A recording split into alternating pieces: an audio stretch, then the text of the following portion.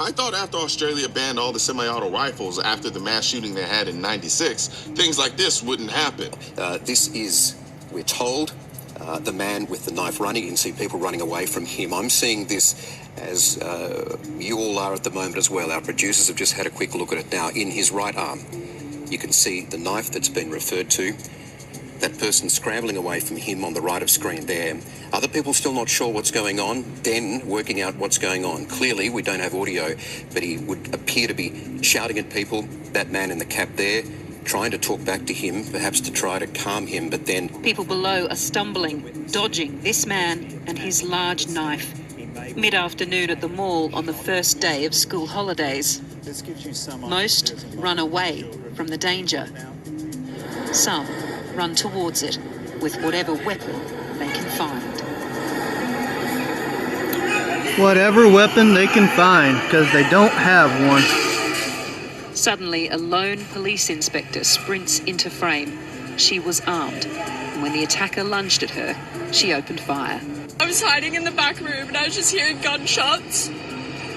It's just like the worst thing ever. The attacker killed 6 people, including 5 women, and injured 8 others, including a 9-month-old baby. Yeah, I know this wasn't a mass shooting, but he killed people in mass, so does it really matter what he used to do it? Haven't we in the 2A community been saying for decades gun control laws don't work because evil will just find other ways to kill people while stripping the people or law-abiding citizens of their self-defense tool?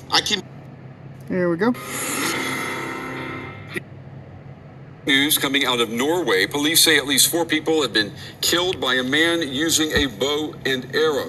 Several others were wounded and hospitalized. The police also say that they have a suspect in custody and they believe only one person was involved. Now, the attack took place in the city of Kongsberg, which is about an hour west Didn't have a gun. of the capital, Oslo. I can confirm that we have had a serious incident in the center of Kongsberg tonight. At 6:13 p.m., the police received several reports of a man moving around with a weapon, with a bow and arrows. We can confirm that several people were injured and there were fatalities. The injured were brought to hospital for treatment. Reconstruct it all moment by terrifying moment. Not a gun. The attack appears timed for maximum impact. Just before 2:50 p.m., this is the viewpoint seen by many of the 26,000 marathon runners who are approaching the finish line. The first of the 2 explosions What really matters in these situations is having had an AR-15, it would have been much worse. The idea that just banning a certain gun will magically solve mass shootings is laughable. What really matters in these situations is having responsible armed citizens around. Picture this. Some coward tries to wreak havoc with an AR-15, but lo and behold, it's not a cop who steps up, it's a 22-year-old armed citizen packing heat with a handgun. Good Samaritan armed with a handgun shot the gunman and ended the chaos. Many more people would have died last night if not for a responsible armed citizen. Yes. You know what?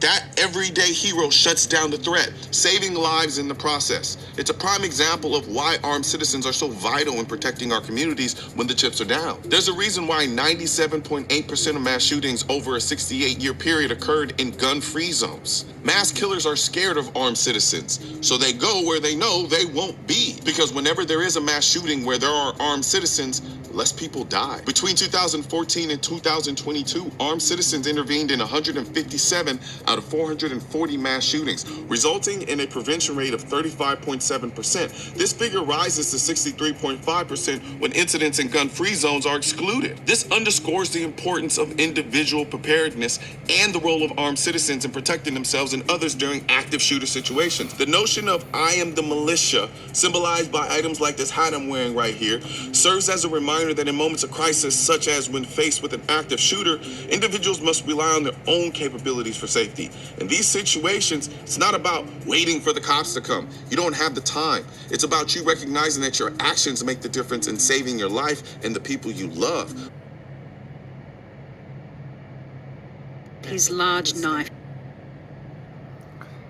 There is nowhere to hide. there is nowhere to run. And if that man is faster than you, God help you.